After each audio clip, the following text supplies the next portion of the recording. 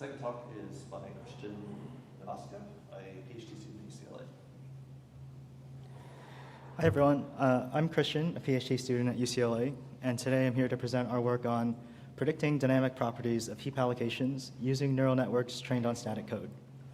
This is joint work with my collaborators at Google, including our great keynote speaker today.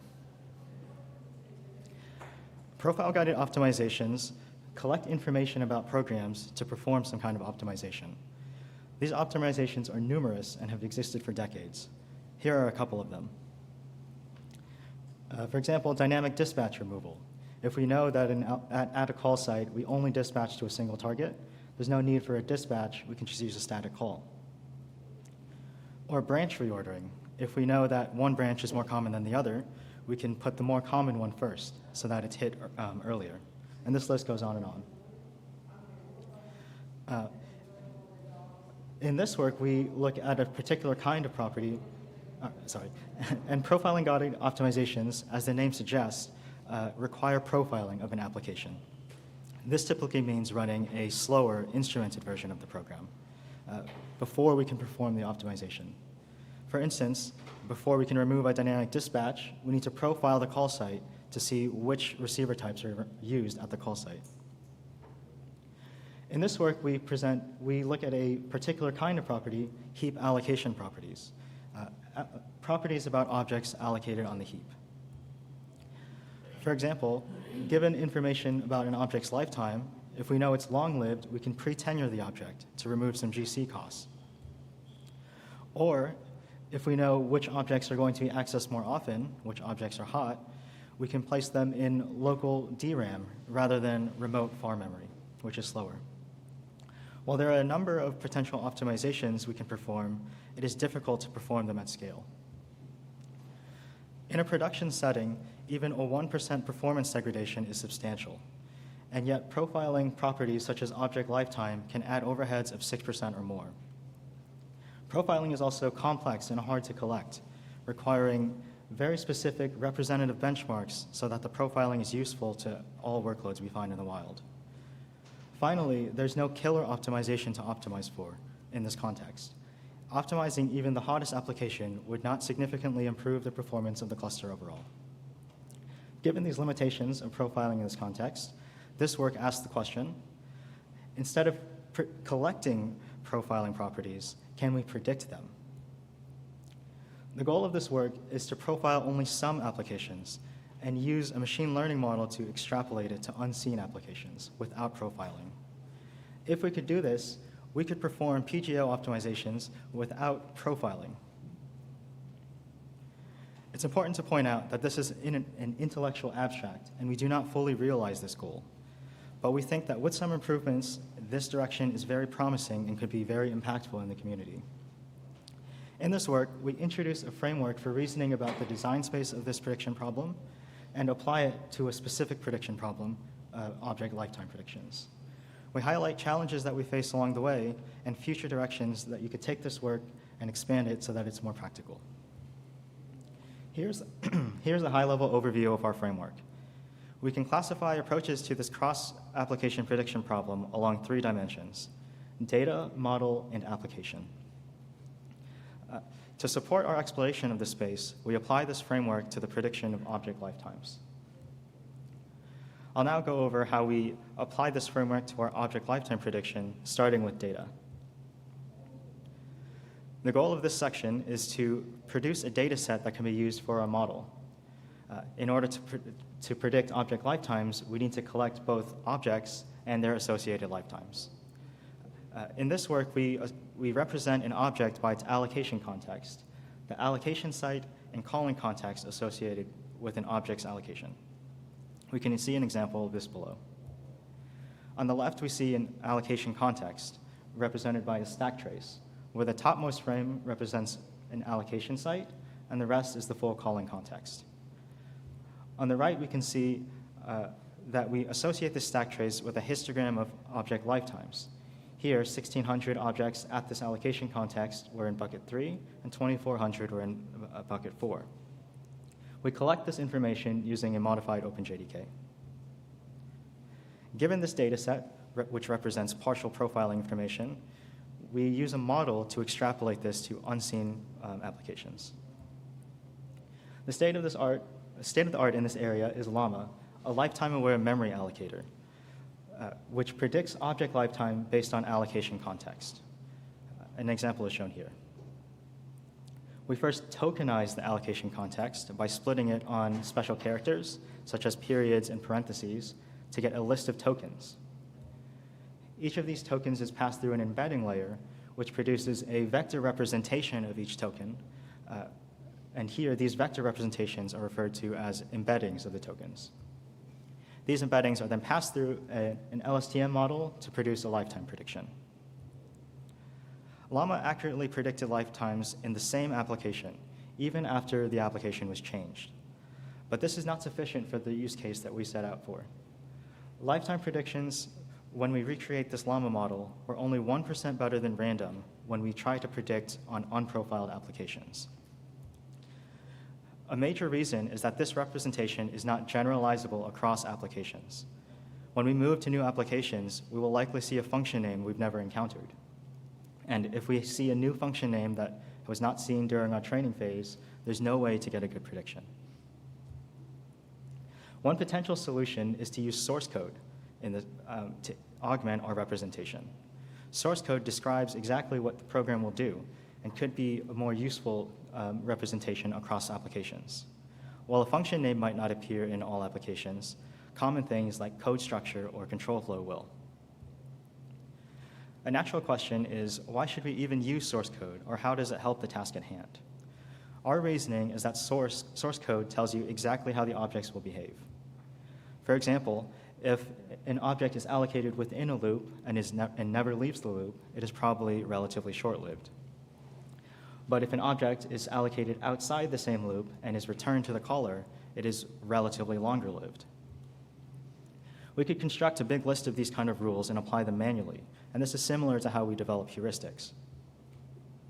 But these rules could be brittle and change over time, and might not always be applicable to the current code base. Machine learning gives us a chance to create and learn these rules automatically across code bases without as much manual effort. With this in mind, let's see how we can augment the allocation context. On the left is the same allocation context, but now we see that each is associated with a code location. In the case of the topmost frame, we can see that this particular line is an allocation site of this object. Using this location, we can also use the surrounding code, namely the code in the same function of the stack frame in our predictions. We also associate the stack trace with some profiling data. Like before, we use a histogram of object lifetimes. Given the source code, we could use code models to augment our embedding, but this is not very simple to do. A major problem is that there's just far too much code in this context to use. A typical off-the-shelf transformer model might have a budget of 500 or maybe some thousands of tokens. But here, even a single function could contain thousands of tokens. And in our data set, almost every stack trace has more than 32 frames. One way we could fix this is by using a small subset of tokens around the allocation site or call sites in the stack frames. But the problem here is that we will miss far away tokens that are outside of this window, even if they're in the same function. One way we could fix this is by using a more compact representation, namely abstract syntax trees. Given this class and the corresponding AST, we could embed the allocation site on line 10 by using the names of the nodes of the AST rather than keeping every single source code token. While this is more succinct, we lose some information such as variable names and comments, which code embedding work has shown can be very useful for this task. Stepping back, we see that each of the representations I've described come with a trade-off.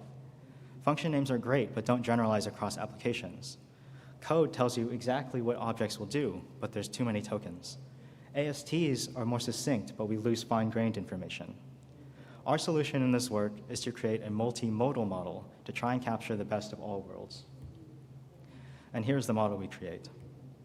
On the left, we see that we first separately tokenize each of the modalities, the signature, code, and AST tokens. For the code tokens, we take a window of code around the caller allocation sites to fit our budget needs. We then separately embed the tokens to create per type, per token embeddings. Then we pass these per type, per token embeddings into separate transformers to create one embedding for each modality. We then average these embeddings to get a frame embedding of an embedding of the entire frame. We repeat this for each frame of the stack trace, then pass these frame embeddings into an LSTM to get a lifetime prediction. Here we compare different models, which use different types of tokens. In this case, we use mean per class accuracy as the target metric. Given the same number of tokens, we find that our multimodal model, as described previously, performs the best of the different token types and improves mean per class accuracy by 8% as compared to the llama model. Although this performs the best, we see that this raw number is not very useful. Although we're 8% higher than llama, it's only 59% mean per class accuracy overall, which means that we have a lot of work to do in this area. Finally, it's important to remember that these predictions are not the end goal. We use these predictions to make an optimization somewhere. As I mentioned before, some possibilities are pre-tenuring or object co-location. But here I want to talk a little bit about how we could do this. One way we could do it is by doing the predictions completely offline. Here we could predict annotations, such as annotating an object as long-lived at an allocation site. The benefit here is that there's no overhead to running the model at runtime.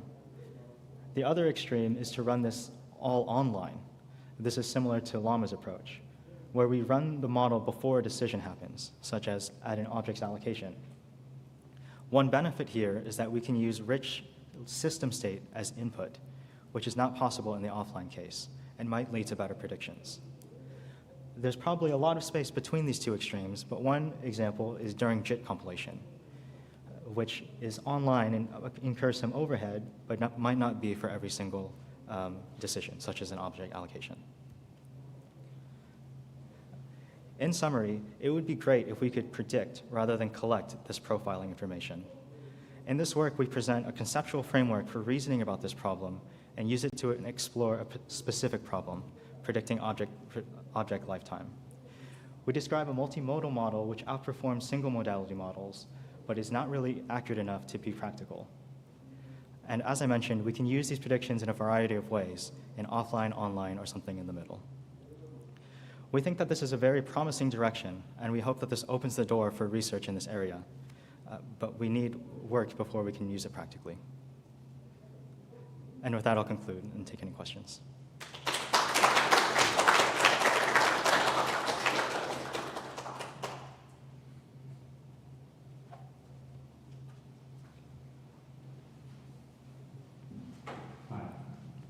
Using multimodal input is very interesting. And I'm wondering, you said that you use the ASCs as part of the input. So how do you encode ASC? Did you use, let's say, graph network, or do you simply linearize give an ASC into some sequence of tokens? Yeah, so in this work, we focus only on token embeddings. This means text. So in the case of our AST embedding, we take the AST, and each allocation site is a node on the AST. We trace from the root to the AST to find a sequence of tokens. So it sounds like the output, the final representation of an AST would be sort of simplified code. It kind of is. We hope to capture big structural information. Is this in an if statement or a loop? Something like this. So do you have any idea of using more structural aspects of the ASC, like using graph neural network or other kind of things? So we don't explore graph embeddings in this work, but we think it's a very promising direction. For example, you can add it as an extra modality in our model. Thank you.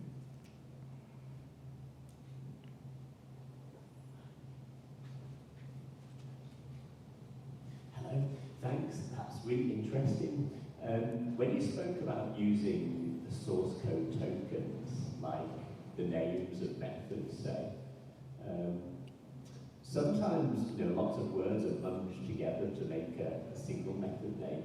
Is your model able to somehow extract the interesting parts of those names? Does that happen automatically, or do you have to tokenize at a subword level? Yeah, this is subword tokenization, and we do that.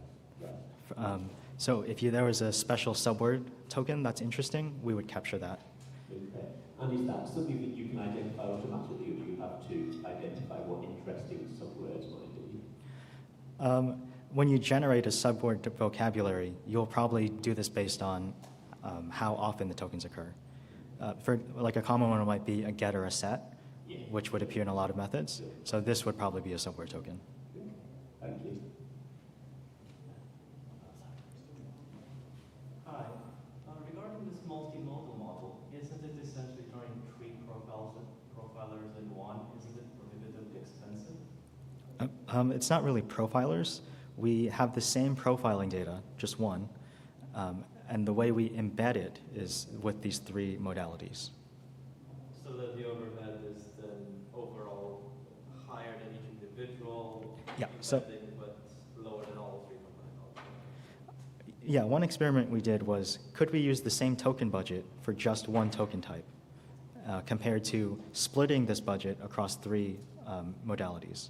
And it turns out with the split budget on the 3 modalities, we perform better, even with the same amount of tokens.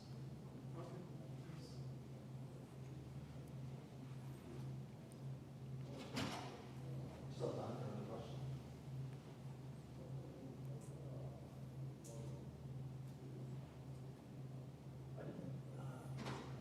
I didn't fully understand why there was a token window limitation. Is that because it would be too expensive? Yeah, so you can probably fit a single function into the token budget, but when you multiply this by every single stack frame, this is prohibitive. So we need to limit the token budget. We do this per frame so that we have an overall limitation.